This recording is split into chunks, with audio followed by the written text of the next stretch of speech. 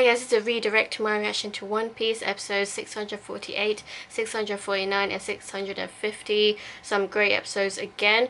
To be honest, the Luffy versus Chinjao fight, pretty good, but I feel it did kind of drag on a bit, in the sense that, like, because it's only because that they were so equally matched that like they weren't like doing any like really powerful hits towards each other, because they were so equally matched, because they was like blocking each other's hits or dodging each other's hits, and I was like, come on, let's go for like a proper beatdown or something. But like it was a very strange way to end the fight. But before I get on to like how Luffy defeated Chinjao, I felt kind of bad for Chinjao. Like, we saw his backstory of how he had this extremely pointy head, and he used that pointy head to open the passage to get to his family's treasures, and his family's treasures literally filled a whole entire area.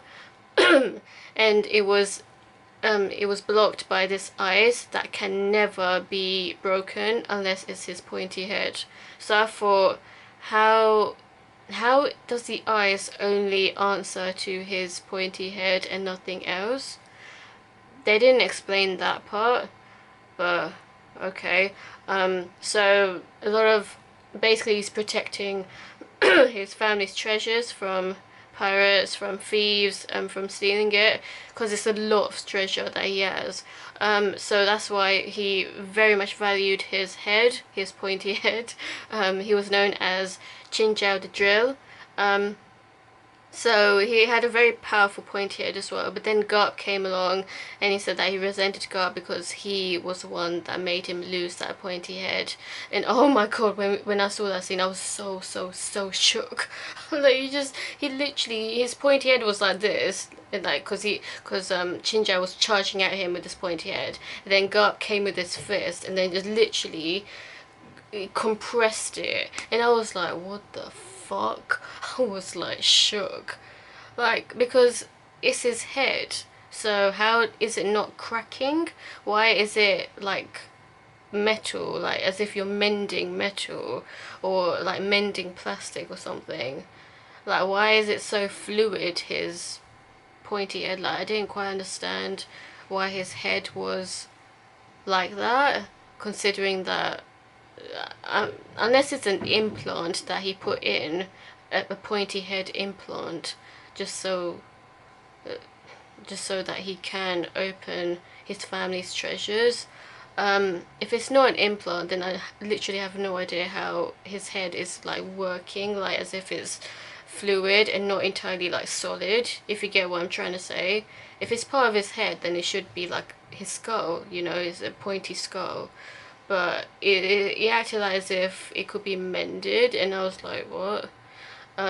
So if someone can explain that, like, is it just an implant and that's why it's acting like that, then I guess that would explain it. But I mean, he acted like as if he lost an arm, so he really treasured that pointy head of his.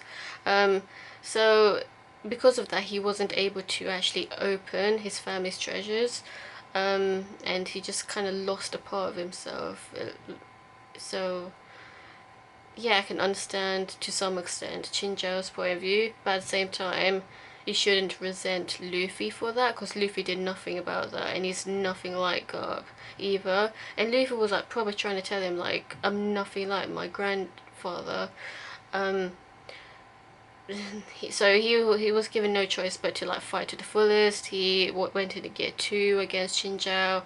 The thing is, Chinjao was just as fast, he was just as strong, just as durable. That's how it looked anyway. Like, that's why the fight was just going on and on. I was like, what the fuck? They're like so evenly matched that this fight is just gonna go on and on. Like, someone has to take someone down, you know. But it was interesting. And then Luffy they finally like went for like their biggest move. So Luffy went into gear third and used armament haki as well. So he basically did the same move that he did against Caesar when he fought against Caesar. So infusing his gear third punch with armament haki. No way, he did that to Hody.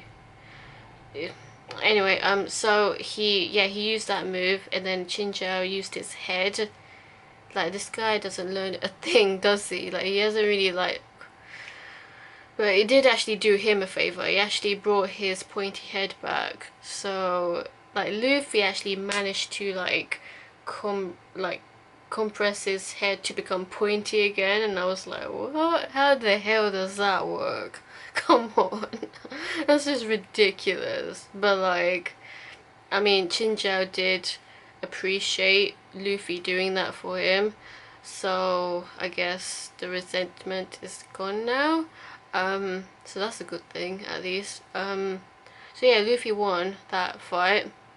And then, oh my god, this was so weird. So I thought Bartholomew was like also against Luffy because he told Cavendish that he doesn't want Cavendish to kill Luffy, because Cavendish has this huge resentment against Luffy. So Cavendish, straight after the fight, straight after Luffy's fight with Shinjao, Cavendish charged towards him. Yeah, and then Bartholomew was like hearing other people like insulting Luffy behind his back, like backbiting Luffy, and then like he went ultimate psycho on them, and I was like, what the fuck? Like, a killer and a cannibal being a fan of Luffy, like, what?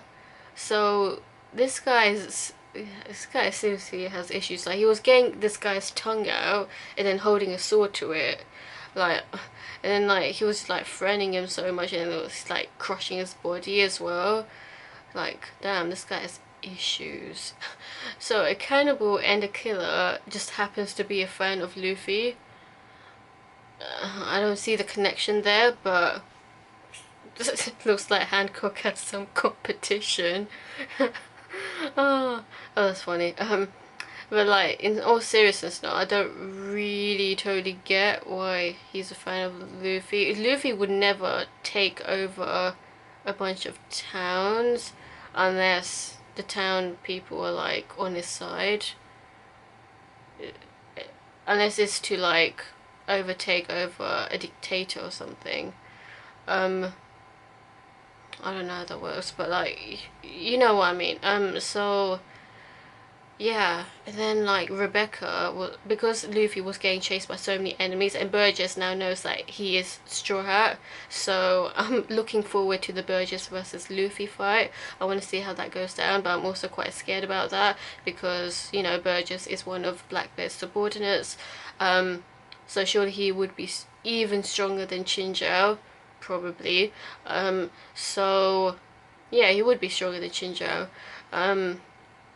So yeah, and then Rebecca like basically took him away, and I actually thought she was like genuinely being nice because she hasn't like shown any like shady kind of like behavior like Viola did. But then like after she paid for Luffy's meal, because obviously Luffy would be hungry after his fight, and then so she paid for his meal, and then they were having lunch at this prison center, part of the Colosseum, and then she, oh my days, I can't believe I didn't see this coming.